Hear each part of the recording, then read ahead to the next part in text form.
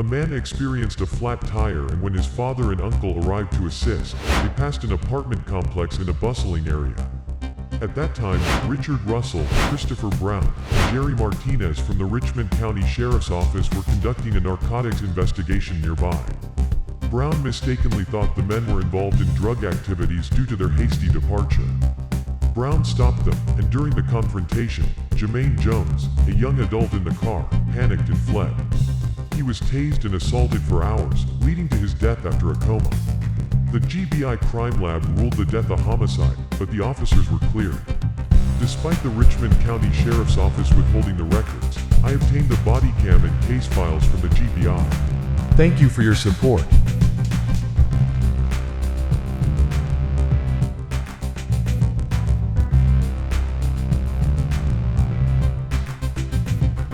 This is Agent Katelyn Mills, investigator Richard Russell. I'm a narcotics investigator. Plenty of times I've left my house in the middle of the night.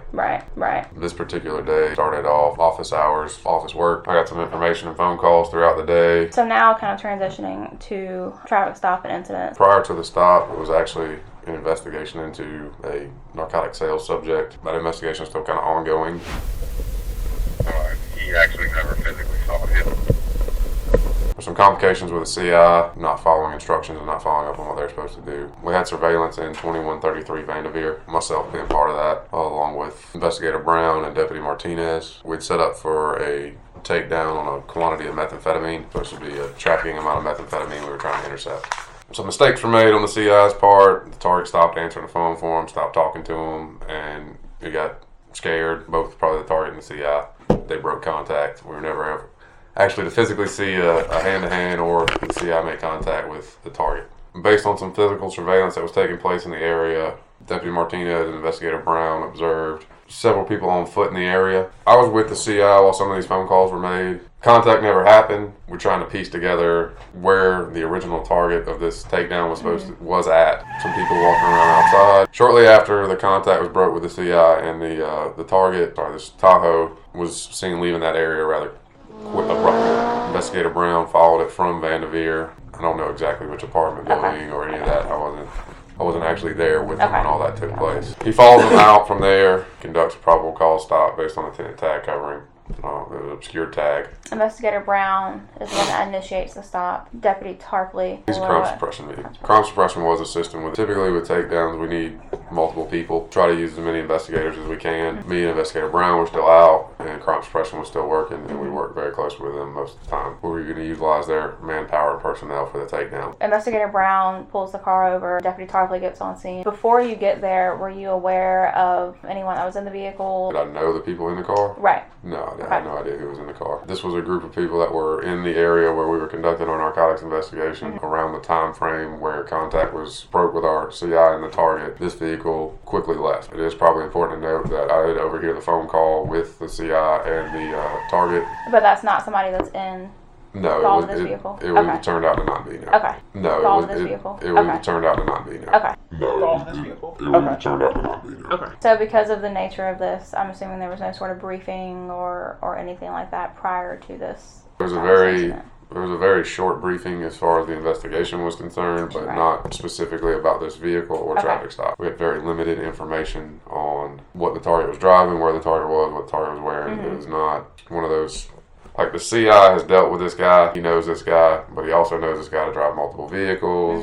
He can describe what he looks like. He was able to identify him while we were on this traffic stop with another investigator that he was with, but he doesn't know what he was driving this day, what he was wearing, or what apartment he was in. He'd never met him. The information was limited. Were y'all thinking that this vehicle may have possibly been involved and just not sure at the time? Yeah, it was an investigative stop. Probable cause was developed on the vehicle to conduct the investigative stop to either confirm or eliminate them as being involved. Okay. Timing on when they left, the timing on when contact was broke, all of those things. Before Investigator Brown made this stop, was it solely his decision making the stop, or did he contact you and did y'all have discussion about it first? Not prior to, they got brought up as far as like surveillance team information was relayed. There's a group here, there's a group here, there's a group here. There were several vehicles that were brought up in that, but the timeline didn't quite fit as well. This was all the information that was relayed over while the UC was in place. Hey, there's a group out here that's doing this. There's a couple people here. There's one guy here specifically that I tell him to stop this, that, or whatever. No. There was a Lexus that we were discussing that kind of disappeared. Back to that night, do you recall verbally identifying yourself? I did not. By the time I got up there, contact had already been made with the occupant. So just kind of start telling me about the stop itself and the encounter. When I arrived on scene, Investigator Brown was on the passenger side of the vehicle while Deputy Tarpley briefly on the driver's side coming back with paperwork. Me and Investigator Brown stayed on the passenger side of the vehicle. There were 3 occupants in the vehicle: the driver, front seat passenger, and back seat passenger. Deputy Brown was at the front passenger side front window. I was at the C-pillar of the car, the rear window of the vehicle. Investigator Brown kind of engaged everybody in the car in conversation. They were checking the information in their computer, trying to just try to keep everybody calm and dispel any issues or anything like that. It was a relatively peaceful conversation between everybody. I did happen to notice while I was up there talking that the backseat passenger was kind of concealing himself behind the solid window that doesn't roll down, trying to stay out of view. Wasn't really talking or engaging in conversation with us. The back window was only rolled down partially, incredibly dark tint on it, so it's hard to see in. So I actually wound up getting a flashlight from another deputy so I could see through the would indicate to me it's a stress reaction to presence, something that I've noticed and picked up on a lot. I stop a lot of cars. I've interacted with a lot of people. Typically, when you start seeing these type of reactions, it's something that is indicative of someone engaged in criminal activity or stress, the fight, flight, or freeze. I was watching him, paying him a little bit more attention than I was the front two as far as my area of responsibility. Me and Investigator Brown stepped back for just a second. He had to ask me a question. I believe it was about the canine, which canine was en route. We stepped back away from the car for him to ask me that. You guys want a sec, gentlemen?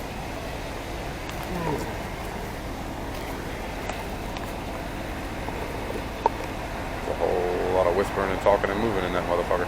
Huh? A whole lot of whispering, talking, and moving in that motherfucker.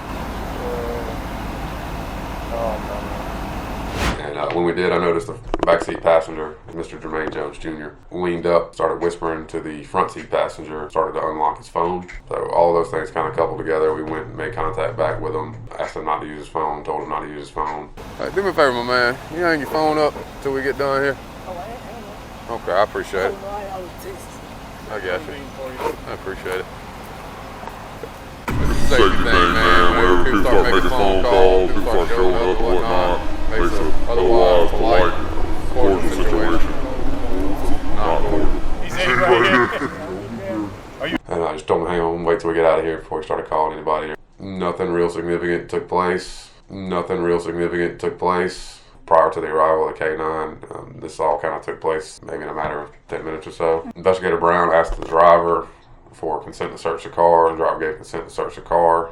At the same time, Deputy Hucko had arrived with her K9. The K9 did a free air sniff of the vehicle and gave a positive alert also. We had a consent to search and we established probable cause on the vehicle. All the occupants were removed from the vehicle. Investigator Brown removed the front seat passenger, while I believe it was Deputy Tarpley removed the driver. Then Investigator Brown removed the back seat passenger. I gave him instructions to sit down on the curb just behind the vehicle, and everyone complied with those instructions and sat there. I noticed when Jermaine Jones Jr. got out of the vehicle, everybody else stood there, got patted down. Jermaine Jones Jr. got out with his hands up, kept his hands up, even without being instructed to do so, and then was told kind of, hey, put him on the car. No nuclear bombs on you, right? All right. Number one. Step back. Let me get some of that. Come on, Baker, man. Just have a seat right here for me. I got one. I don't want to get dirty. I stand up. Just have a seat for me, sir. I ain't going nowhere. Sit down for me, sir. How about one running for touchdown? It's a puppy. That puppy ain't gonna bother. I do have a seat right here for me, sir. He was patted down for weapons, brought back to the back. While he was doing that, he was kind of checking his surroundings, looking around. It was indicative of pre-flight from what I've seen and what I've experienced in the past. He came over and he had a seat, and same thing while he's on the ground, he's paying attention, particularly to K9 handler. Once she passed and was headed back to the car is when he made his move to take flight. Prior to that, pulled his legs in, kind of pulled his socks up, was looking both directions a lot, not just back and forth, but back and forth, back and forth, back and forth. Leaned over to say something to his dad, and where I was at, I was behind him. It was inaudible to me, but I was told after the fact that he did verbalize his intention to run, and that was heard by other deputies, but from where I was at, I couldn't see his face or hear what was going on. Okay. He pulled his legs in underneath him as he was looking around, and jumped to his feet, immediately tried to take flight. Once he stood up and took flight, he made that movement toward escaping. I deployed my taser single cartridge, striking him in the back. One probe was just below his shoulder blade, and the other one was like mid-back. He didn't make it to the outside of the car before the taser was deployed. The taser was deployed at the same time Deputy Gator was able to grab the suspect, and they both went to the ground together. Taser appeared to have its desired effect to begin with, where it did stop his flight, where Deputy Gator was able to grab him and take him to the ground. By that, I mean both went to the ground, like cradled him to the ground at the same time. There's a gun! There's a gun in the car!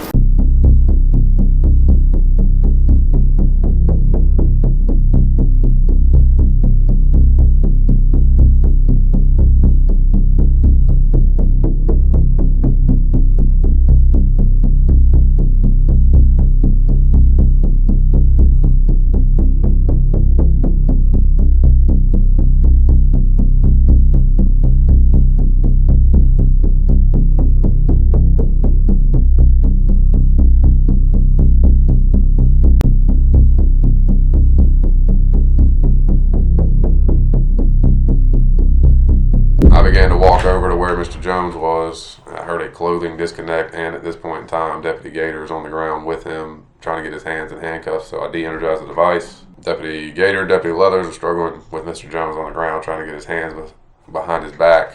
I noticed he had kind of clenched them in between. A lot of this is happening simultaneously. After the gentlemen were sitting in the curb in front of me, Investigator Brown began his PC search of the vehicle. So that was taking place while I was watching them, while the dog was being put up. All of this is pretty much the same time.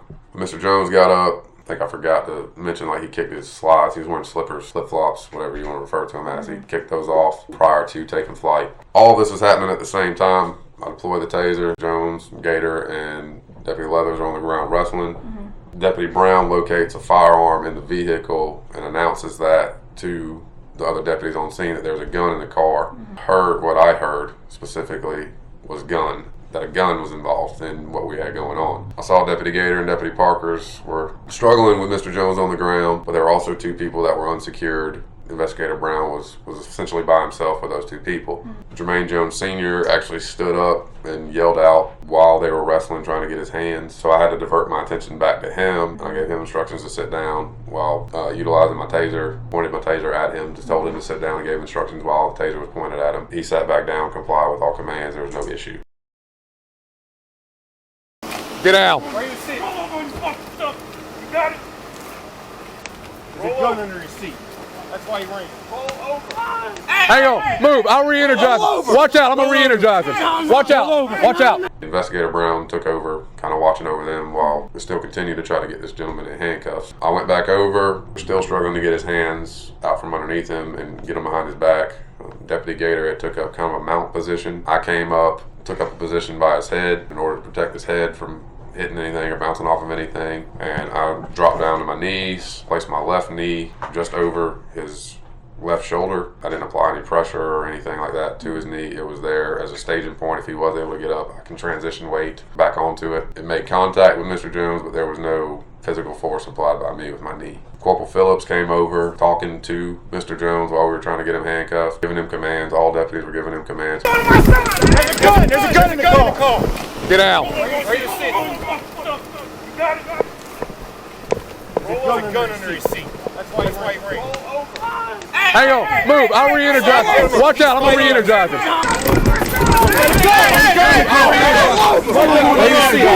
Watch out. Watch out. Roll over there. Hey man, listen. Move, Gator. Listen.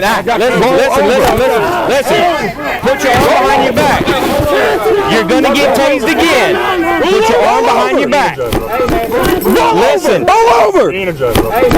Roll over. Put his hands behind his back. I even gave him the command. I told him if he didn't put his hands behind his back, I'd re-energize the taser. All of that took place. Corporal Phillips was actually able to communicate and talk to the guy, looking at the guy, and was like, put your hands behind your back. Listen, move, Gator. Listen. Put your arm behind your back. You're gonna get tased again. Put your arm behind your back. Listen. Just hush and listen to what we're telling you to do. Put the other one back. There you go. There you go. Oh shit! Now I'm trying to Ow. get me up, bro. I'm trying to, dog. I'm trying to, dog. All right. Now, stay right there and don't damn move. Don't move. Do not move. We were able to get him handcuffed, and as soon as we did, everybody ceased any type of countermeasure. Deputy Gator went back to both of his, took all of his weight that he had for hip control off of the guy, and I pulled back off of him as well, stood back up. Shortly thereafter, he was stood up on his feet. He was taken over to the car. Taser pros were removed.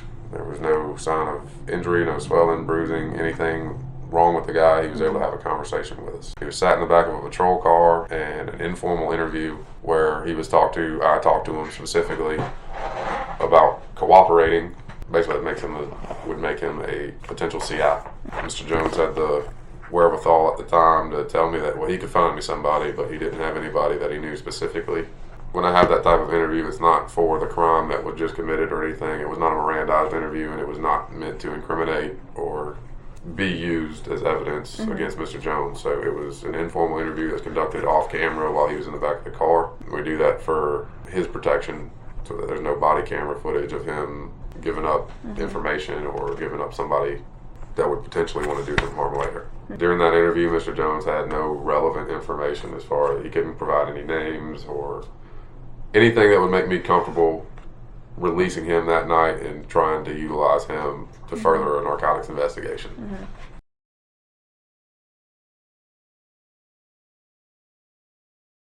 What car is he going in? Just put him in the car. It don't matter. Who's right here?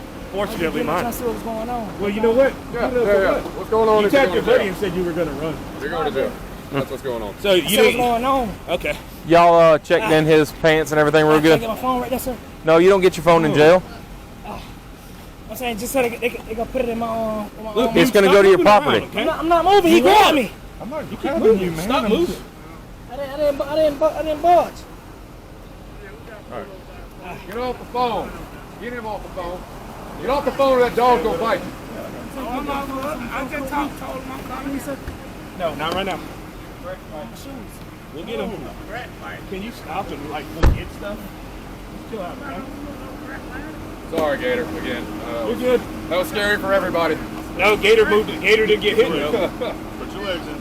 So the decision was made that he was going to take the ride to jail for the firearm charge and the misdemeanor obstruction. Nothing out of the ordinary about the conversation. Like I said, he had the wherewithal to try to kind of bargain. If you let me go now, I can do something for you later, which is indicative of somebody that's never going to call you back. But then that conversation was ended. He was transported off scene by Deputy Gator shortly after that. After all of the fact, we do our debrief kind of on scene. I deployed the taser. I was going to be the one responsible for the use of force. After the fact, it was learned that Deputy Gator did employ some palm strike to the side of Mr. Jones' face. At the same time that it was announced that there was a firearm involved in the situation.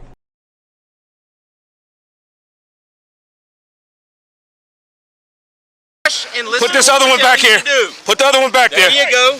There you go. Oh shit, dog. I'm trying to, dog. Get me up, bro. I'm trying to, dog. He's cuffed.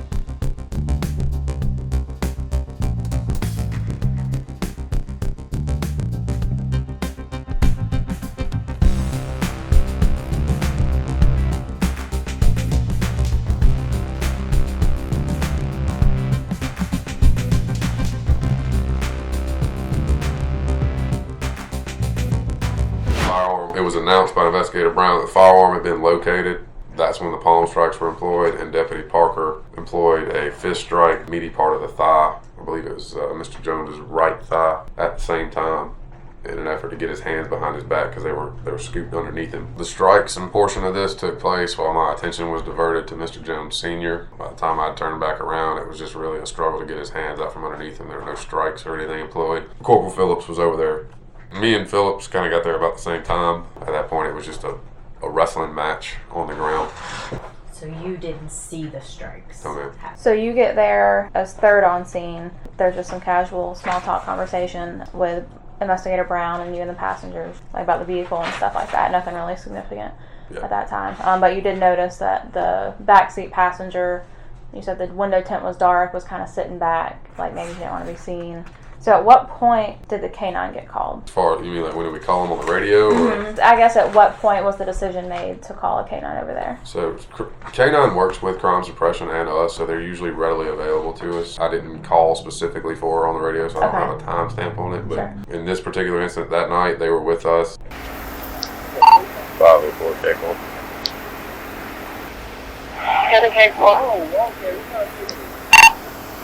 How far out are you? They said the tow truck guy's waiting on him because I'm about to pass over Gordon Highway. So no one actually called over the radio? I don't. Hey, can you come over here? She just heard it and thought. I don't recall. But you I specifically did not call for the dog, no. So it was Investigator Brown's initial stop, and Deputy Tarpley went to back him up. The other issue, we kind of worked off 2 different channels for a brief moment there. We have our own, and by we, I mean narcotics has our own channels. Crime suppression has 2 of those channels that we can communicate on each other, and it's not a main dispatch channel where we go through dispatch and everybody in the county can listen in on what we're doing or where we're at. So we were actually utilizing one of those channels, and then we switched back over to the special ops dispatch, which is a county-wide channel. So during that period of time where I was on the other channel and they were on special ops, I don't know who called or if they called.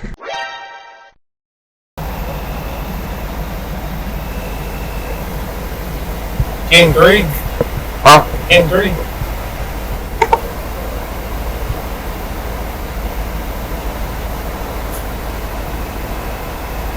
On the 9.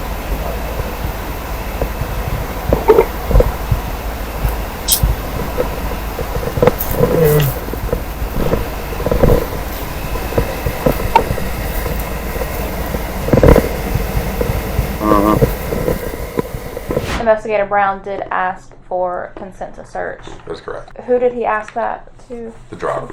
Y'all mind if we have a look? Y'all look at the house? What's that? You mind if we have a look, Pop? Okay. Hop around for the camera. Let the dog run. Let the dog run. You mind if we have a look, Pop?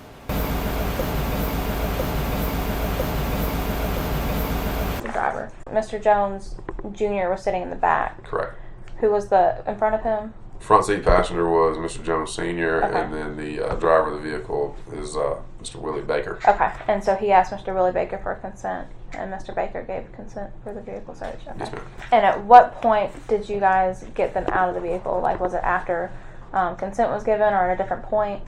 So consent was given. Same time, I said, okay, yeah, he didn't have a problem with us searching the vehicle, so we started asking people to hop out the car so we could search it. Okay. Simultaneously with that is when Deputy Hucko ran her K-9 around the vehicle and received a positive alert. Okay. I remember you mentioning at one point you observed Mr. Jones Jr. while they're still in the vehicle talking to Mr. Jones Sr. Did you hear any of that conversation? Okay. It wasn't.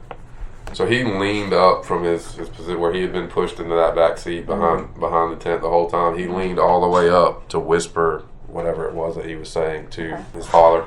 And you said at that point you remember him having his phone? Yeah, he started to unlock his phone, okay. Which is the point in time that I went back up to make contact with him and asked him to stay off the phone. Okay. And at what point do you remember getting your taser out? Once I started noticing all the pre-flight indicators and things of that nature, I saw him lean over and all of the other indicators and stuff, which is what I said to Deputy Gator. I did not actually hear him say, hey, I'm going to run. They're sitting on the curb, the 3 of them, and you're behind them. Do you remember about how far you were behind them? Maybe 2 feet, 3 feet. Not terribly far, but not terribly close either. So Mr. Jones, watching his behavior and things like that, he stands up, slides come off. He makes that first full-blown attempt at running. We've all seen somebody start to try to take running off. Everybody kind of knows what that looks like. Standing still, and then you go and make that hard movement to take off. and that's when the taser was deployed. Do you remember making any statements, any verbal commands, anything like that? No, all of this took place in a matter of about a second. You mentioned Mr. Jones Jr. and Deputy Gator ended up kind of going to the ground together. Mr. Jones stands up, shoes come off, makes the movement, the taser's deployed. The taser's deployed and Deputy Gator is there kind of simultaneously. The taser had its desired effect to begin with, and it stopped Mr. Jones's flight, and then Deputy Gator was able to grab and take him to the ground. Like, as he was going down with the taser, Deputy Gator was grabbing him as well, kind of cradled him to the ground, and they kind of wrapped up and went to the ground together. So he's falling, and Deputy Gator's kind of grabbing him at the same time, and they both land. It's Gator's right side and his left side kind of hit the ground. A soft tackle, if that's a way to describe it. There's a gun! There's a gun in the car! Roll over on you see it! Roll over on you fucking stuff! You got it? Okay. His father, Mr. Jones Sr., had kind of started to get up and... So Investigator Brown was conducting the search. He found the gun, and that was announced while the struggle with Mr. Jones was taking place on the ground. About that time, Mr. Jones Sr. also stood up. I think he said something like, "What are y'all doing to my son?" or "Get off my son," or something like that. Okay. But he stood up and was boisterous about his opinion. It's understandable, but we can't. Like, I turned back to him and told him to sit back down while we're trying to get him into custody. So I'm doing the use of force report, and because of that, we did have to debrief and had to explain what force was used to take Mr. Jones into custody. Typically, one person will do a use of force report. Being that I was the one that deployed the taser, that initiated the use of force in this instance, I was going to take care of all that. After the fact, Deputy Gator explained that when Investigator Brown announced that he had found a gun in the vehicle, nobody was really sure. I wasn't sure either, like if he meant gun was on him still or if gun was in the car at the time. Okay. I know for a fact I wasn't sure. That was Deputy Gator's statement to me, is that he didn't know what he meant when he said that. So at that point in time, while they're fighting this guy on the ground whose hands are underneath him, Deputy Gator employed 3 to 4 open palm strikes to the side of his face. Deputy Leathers used 3 closed fist strikes to the nerve, meaty part of the thigh. Okay. Also to gain compliance. It's a lot of detail and a lot of stuff that took place that kind of led us to where we're at. Yeah. I want to say combative is the right word. He's still a little fidgety, even after being handcuffed, kind of trying to get up and trying to wiggle behavior. Like after being tased, you kind of want to move. Got him up off the ground. So he was taken to the patrol car. Once the taser probes were removed, I removed the cartridge and then reholstered. After Mr. Jones Jr., do you remember complaining about anything or making any statements? No, off the top of my head, no. He did make the statement while we were on the ground wrestling with him that he couldn't breathe, but he was screaming that at the top of his lungs. I can't breathe! If you get up off that ground, man, I'm going to tase you again. Stay where you're at. No, leave him in him. Leave him in him. Nobody on you. If you catch some extra charges, cut it out. Ain't nobody on you. Leave him where he's at. I'm not playing with you anymore. This is dumb. After he was put in the vehicle, at some point, you have a discussion with him. Was it just you or was somebody with you? It was just me. Whose car is it? Gators up there? Yeah. After he was put in the vehicle, at some point, you have a discussion with him. Was it just you or was somebody with you? It was just me, like in his immediate area. Just again, for perspective, the vehicle is stopped. Investigator Brown's car is directly behind it. That's both on the right side of the road. Deputy Gator parked on the left side of the road, pretty much parallel to Investigator Brown's car. Okay. So everything that's still going on is pretty much 10 feet away, like all the other deputies and everybody else involved. So I have the conversation with them. They're there, but they're not directly present. Were you in the vehicle with him? No, I stood outside the vehicle. Okay. How did you speak with him? Like, was the door open or through the window or something? Door was else? open. How long would you say that interaction lasted? Approximately, if you don't remember, it's okay. 2 minutes, maybe. Yeah, so at no point you get into the vehicle with him, having this conversation or anything like that? No, okay. I was standing outside. You said at one point you heard Investigator Brown yell gun. Hey! There's a gun! There's a gun in the car! Where you sitting? Roll over on your fucking stuff! You got it? There's a gun under his seat. That's why he ran. Hey! Stop, gentlemen. He's fighting us. He's fighting. He's about to have a bad day. Roll over, Trey! You're not going to win. You're going to get hurt. Put your hand behind your back. He ran as soon as I saw the gun. So y'all at that point weren't sure if the subject was armed or not. So that was uncertain. Deputy Leathers and Deputy Gator were fighting with a guy on the ground. Kind of all that happened while his dad hollers out. So like we're split attention. But yeah, like that was going on. We weren't really sure at what point Investigator Brown was referring to. Do you know if Richmond County has a taser policy? Yes. Okay. Are you able to describe that policy? It's multiple pages. It goes into a bunch of different things as far as like what the taser is, explains what a electronic control weapon and all that is. Okay. You do recall receiving training on the taser? Absolutely. In the last... Every year. So overall, in your own words, what made you decide to use force? To prevent his escape. I mean, the taser has been used. So the taser was designed as a tool to prevent us from getting hurt and the suspect from getting hurt, and there having to be a whole full sprint tackle somebody on asphalt. It hurts everybody. And to prevent him from escaping from where we were at, prevent anybody else from getting hurt, prevent him from getting hurt. The taser is the most viable option for that. When he decided to take flight, I decided to use the taser to prevent that. The point that he took flight, was he detained? Yes, everybody was seized the minute the blue lights came on. It's a traffic stop, so everybody in the vehicle was part of that stop. Passengers have a little bit more leeway than the driver of the vehicle that stopped, but once the dog alerted on the car, it was for everybody. And the dog alerted on the car prior to or after the tasing incident? Prior to. Okay. All that was prior to. And just to verify a couple things, you don't recall being familiar with any of the people in the vehicle, even if it was like something a year ago. You had no prior knowledge of them, even once you learned who they are or anything? Not that I can recall, no ma'am. Okay. So as far as all the officers that were on scene, can you tell me everybody that you remember that was there? Investigator Brown, Deputy Leslie Gator, Parker Leathers, John Tarpley, Laura Hucko, Aaron Phillips, and then myself. And then Investigator Brown is also narcotics? Yes, ma'am. Laura Hucko is the canine officer? That is correct. And everybody else is crime suppression. Okay. So there's a lot that happened. It was a very quick and average thing that happens. I mean, it's happened countless times. There's no any type of indication he was experiencing any kind of medical emergency. But he was answering questions, talking fine, all that kind of stuff? Absolutely. Okay. Were there any pieces of it besides what you described, the conversation in the vehicle, that weren't recorded? What do you mean prior to like the? So it comes on as I'm like kind of making contact with everybody at the stop. Okay. Like I just walked up and activate the camera, and then it stays on until Mr. Jones is in the back of the car. Okay. Even after that, it showed me collecting the evidence off the ground, the aphids for the taser, all that stuff. Okay. Investigator Brown was interviewing and talking with the dad, and I believe it's his uncle, Mr. Baker and Mr. Jones Sr. There was supposed to be another vehicle that was down the road that belonged to them to see if there was anything going on with that vehicle as well. I went down there and confirmed, yeah, it was an Impala, has a flat tire that Wayne's was towing and pulled off. It was irrelevant. So the only period of time that you were out there and had interaction with Mr. Jones or any of them that your camera was not on was that time where you had that conversation with him about cooperating while he was in the vehicle? Yes. And at that point, the door was open and you were talking to him outside the vehicle? Correct. Okay. No one else was in the vehicle with him at that time? No, he was just you and Mr. Jones? Yes, ma'am. He's in the back of a marked cage car, like the typical police car that has the transport and everything in the back. So I was standing outside of it, talking to him on the passenger side. You said that there was the other deputies and investigators were still in the area, so that would have been visible to them? Yes. Okay.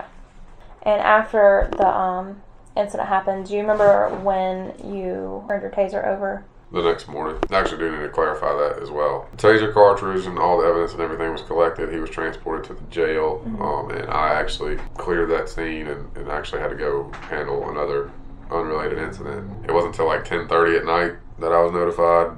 I believe that's the correct time, between 10 and 10:30, that I got a phone call that he was in the hospital. The only thing that was explained was that basically he had some nausea and vomiting. He threw up. Do you remember who notified you of that? Deputy Gator contacted me on the phone to begin with. Told me that he had been diverted to the hospital because of the throwing up. They took him to AU and that they were talking about admitting him to the hospital because, and again, the only thing that was conveyed was because he was being thrown up. Because he was thrown up. This was about 10 o'clock, 10:30. Deputy Gator wanted to know if we wanted to sit on him in the hospital. We had a conversation. I told him no, we didn't have to. He doesn't have violent charges. I mean, we can just take out the warrants on him and pick him up later. That he's going to be in the hospital for days on end. There's no sense in tying up resources, the charges that he has. We have the firearm that he had. Do you remember what kind of firearm that was? Glock. And that was found by Investigator Brown? Yes, ma'am. Okay. Along with a, I believe, crack pipe in the vehicle. So you learned about 10 or 10:30 that he was admitted into the or that he was taken to the hospital. Yes, to your knowledge, at that point, it was nausea and vomiting. Okay. So you had your taser and stuff with you throughout the night. I did. Okay. I came back in, so I was notified of that night. I finished dealing with what I was dealing with, went home, and we came in the next morning at like just before 8 o'clock for training. That's kind of when the phone calls started coming down through supervisors and all, letting us know we need to come down to 400, but we didn't really know why. They just wanted our body cameras and everything down there. It was kind of told that he was admitted to the hospital and he wasn't doing very good, but nothing was really explained until later on. Okay. But I turned the body camera over, and then I turned the taser and taser cartridge over to Captain Young, who I believe turned over to y'all. You said that was around 8 o'clock that next morning? We started getting phone calls at like 8 o'clock, but I'm not sure what time we got down to the sheriff's office. Maybe 9:30. So throughout the night, do you remember where you had your taser at? Well, it was still in the holster on my vest. Okay. I was sitting in the back of my car locked up.